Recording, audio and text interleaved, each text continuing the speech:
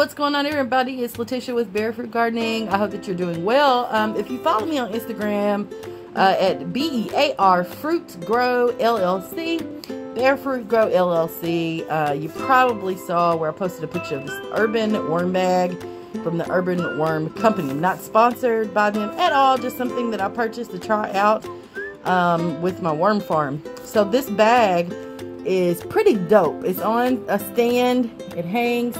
Collect worm castings from there. Now those aren't castings. I just put worms in. We have about 1,000 European worm night crawlers in there, but just in case they try to escape somehow, I put that down there so they will have a place to go and hopefully stay. But so far so good. So I'm going to open this up so y'all can see.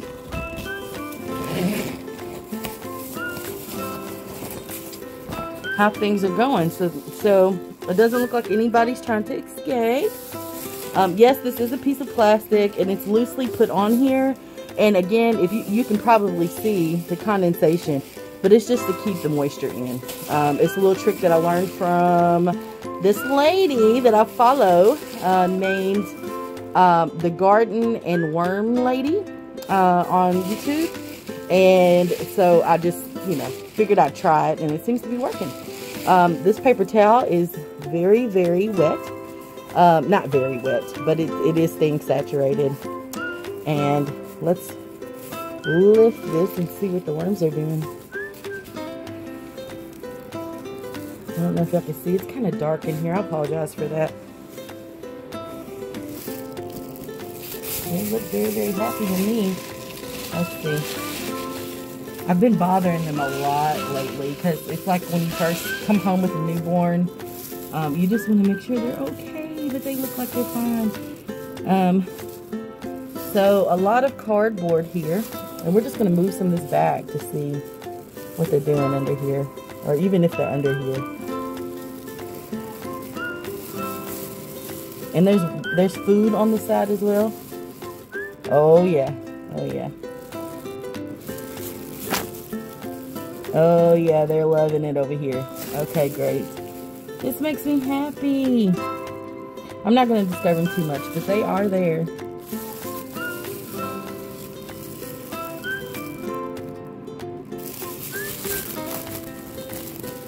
I can't help it.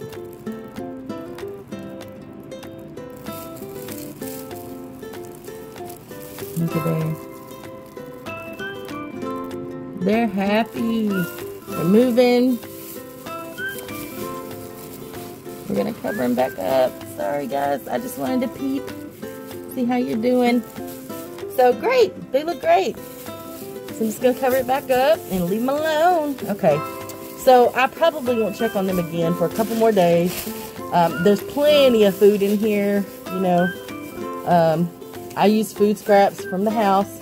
We got some old salad mix, some celery that went bad that we didn't eat fast enough, and things that you typically put in a compost bin. I don't put meat or dairy products in here. Eggshells, I try to pulverize them as much as I can in a blender before I put them in. And I think the more finer the better, but if there are large chunks, it's okay. It just takes longer for it to break down. But so to prepare this, I put some newspaper on the bottom of it, and cardboard, and then I put in my peat moss, dolomite lime, and to just make sure the pH was okay. And I don't know if those little pellets dissolve, but they definitely look like they might over time. And so, but in any event, that's what I did. I added some of that. Eggshells, food scraps, a little bit of soil from some existing containers that I have down here with my worms in them, and some worm food, worm chow that I ordered from Mimi's Worms, another female worm farmer in the South in Georgia. I follow her as well. But everything seems fine. They seem great. I checked the moisture. It was good. It was between, it was like almost 8, I think. I'm trying to find it. Okay, here's the moisture meter. And let's just check it while we're in here.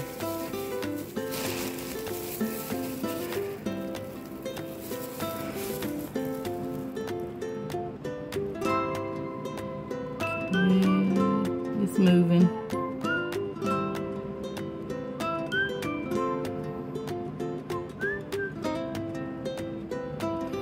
Most worm farmers say you want it between 8 and 90% wet. But then there are other farmers that say, you know, 7 to 8 is much better.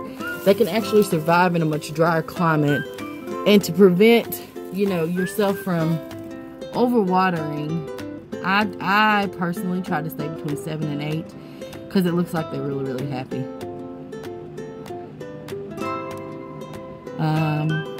8 and 9 worries me just a little bit, so we're about there. I think we're okay. And then I have a thermometer that we want the soil temperature between 70 and 81 degrees. 81 degrees, 80 and 81 is where the cocoons can hatch if the worms are producing babies. And 70 is just a good all-around temperature. So I'm gonna stick that in there and see where we're at. Okay, good. Right at 70. And this is in my basement. I do not have a heater on right now, but I do have a heater down here. Okay, we're good. We're good. All right. So I just want the environment really, really nice for them, and nice enough that they can start producing babies and having more babies and more babies, because that's what I need. I'm worm farming to, I guess, prove a point. In urban areas sometimes the soil isn't that great. But I believe that if you empower people, teach them little basic things on how to remediate their soil, then over time the soil can get better. And these are things that we should be doing in our gardens anyway, in my opinion. So we should be trying to draw the worms, feeding the soil, because that's how our plants get fed. That's how we have healthy, pest-resistant, disease-resistant plants. If the plant seed isn't already bred to do that. But soil health is just so important. Without soil health, we can't have good quality food, and then we'll die. So when it comes to urban areas, I just want to empower the people. Try some things. And for the business side, my family has a farm, and I want to be able to contribute to their pay lake. We usually source our worms, and we probably still will, but I don't want to do that as much. I think it'd be so dope if we could farm our own stuff and you know, everything come from internal. But that's, you know, long-term goal. But I would love to be able to sell these for bait, or sell them to gardeners, farmers that want to just increase their soil health and biodiversity. Also, the worm poop, we all know it's sold in the stores. People love it for their gardens because it is like the bee's knees, okay? It is the best stuff that you can put in your garden, worm poop. And so in the stores, it's called worm castings, if you didn't already know that. But so we're going to collect that from all of these bins as well. And we're going to also teach people how to make compost tea. And so we're going to do that as well. And yeah, so that's it, y'all. Thank y'all so much for watching.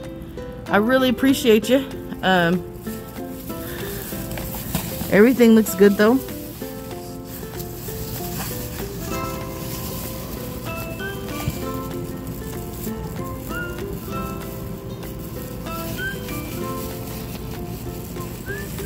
They're in here somewhere, y'all.